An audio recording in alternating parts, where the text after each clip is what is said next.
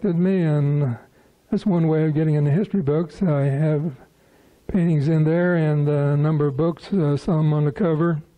And just got this one in the mail yesterday. There's about 10 paintings in here, that some of them you'll see on the screen here that Jennifer's agreed to show us after a bit. And she was nice to me and put 10 of my paintings in the book there, so you can look at that if you like while you're here. But there was two of them that really kind of sticks in my mind, and I don't have books on these or anything, but this is a picture of Frances Slocum, and you notice that big silver cross that she has on. And this is a picture of Squire Boone, Daniel Boone's brother, and you can see a little tomahawk here in front of him.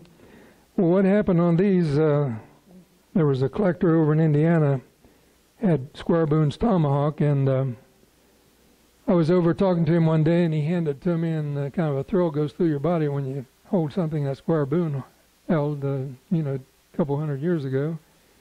And he said, someday I'm going to have you paint a portrait of Squire Boone, and I'll put it in the case here with this tomahawk, and he thought that would be pretty neat. So I had a small period of time where I could do that, and I painted him up a picture of Squire and sent it over to him, and he put it in the case with the tomahawk and got a lot of comments on it.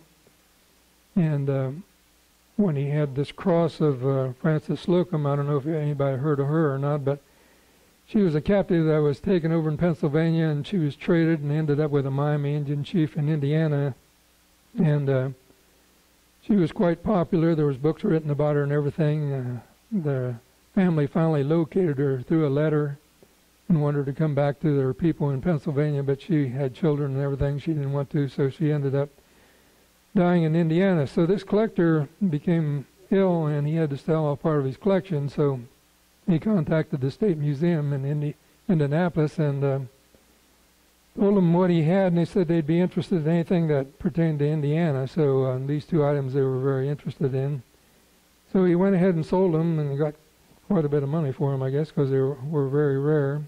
And he sold my paintings along with him. He called me up one day and he said, hey, I sold your paintings to the State Museum in Indianapolis. And he thought I was going to be upset, but I was really tickled to death because more people would see them there than in his collection, because just private people get to see his collection.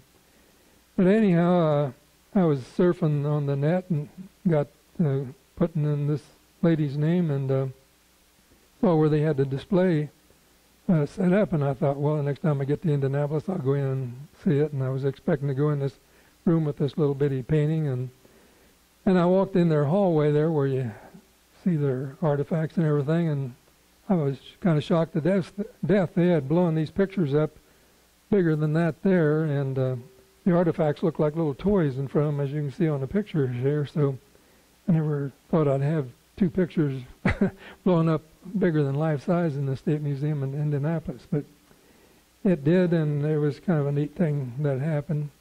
And the other thing, Rick back there that's taken the videos made me up a little panel here of one of my historical paintings. On the left there, that's Washington presenting a red jacket with a medal, and the State Department in Washington, D.C. contacted me, and they were getting ready to celebrate the 225th anniversary of the Great Seal of the United States, and they were going to use that seal because the eagle on the seal is the same as the seal of the United States, and on the early medals they used that design. They changed them after a while, but they wanted to use that painting, and got an invitation from Condoleezza Rice, and the fellow from the archives was there, and they had a big celebration, and they have about 10, 12 sheets of these things with different things that's happened to the Great Seal through the ages, and Rick just got the one printed off that my painting was on there, and this is going to tour the United States someday when they get done showing it in D.C.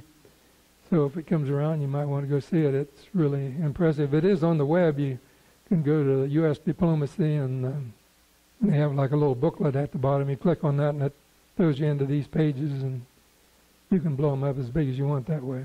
But that was kind of a neat thing. And then I had a friend, I don't know, some of you have probably heard of him. He's been in the paper here a lot of times, Robert Van Trees. He's the one that did the DNA on the Blue Jacket controversy, and that he knew a lot of Indians out in Oklahoma.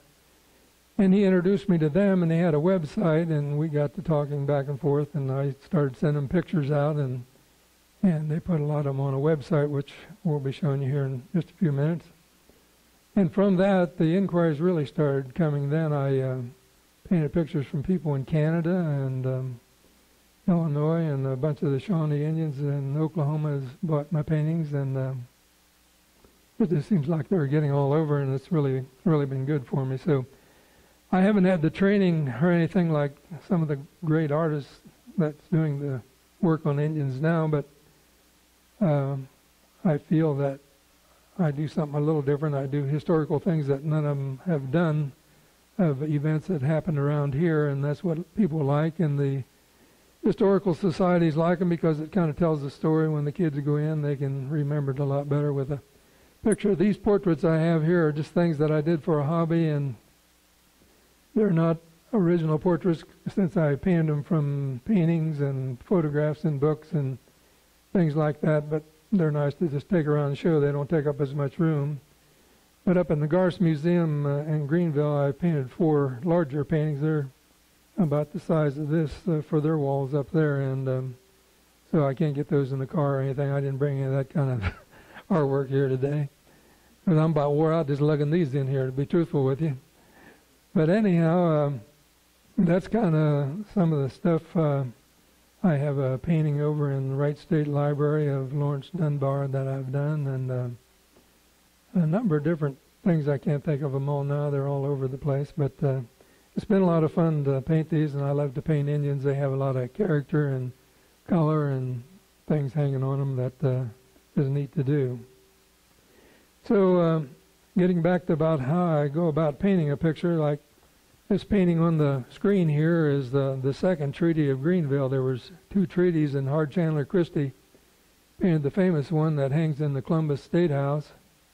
And by the way, I just painted a painting for one of the representatives, and it will be hanging in the Columbus State House. And I have 3 paintings going into the library at Newark, Ohio State Library at Newark, Ohio, that the professor over there had me do. And so if you ever get into any of these places, why, you can check them out. But on this one here, no one ever had painted this, and that's what I like to do, is paint things that no one else has painted. And so I read as much as I can about it, and get the picture kind of in my mind what I think it looks like, and I start out doodling little things, just drawing circles like for the people and where they're going to be sitting, and try to balance it out and get the colors and everything the way I think it would look good. And then I improve upon the sketch, and once I get that where I like it, I will take lines and bar it off, draw lines this way and this way, and that way I got it sized. And when I transfer it to a bigger canvas, you're right up against it, and it's hard to get things in the right place, so I can use those bars as my guideline and get it centered. I used to try to draw them without doing that and get it halfway finished and see I wasn't going to have enough room on the other side to finish the picture, and I had to start all over. So it worked a lot better this way, and it's kind of a thing I think some of the old artists did too. And then I always look at it in a mirror, because when you look at a picture in a mirror, it will show up any mistake that you have, and it really stands out for you. If any of you's done any artwork, well, you probably know that, but that helps. So then what I do is I take charcoal and I draw the characters on the white canvas, and charcoal erases off very easy. You just take a Kleenex and it rubs right out. So you can make as many changes as you want until you get the picture the way you want it, and all sized up in proportion and everything. And then once I do that, all those lines I draw on it, I erase those off, and then kind of draw in the spaces that I erased off when I did that. And at that time, I spray it with what they call fixative, and that puts that painting on there that you can't even rub it off if you try. The drawing is on there. So when I get the painting, whichever artist does, you'll get on one thing, 3 people will go great, no problem, and the third one you get to just gives you all kind of problems, and it just doesn't work. So you have to erase it off 2 or 3 times, and finally you get it right. But you can erase it off with turpentine.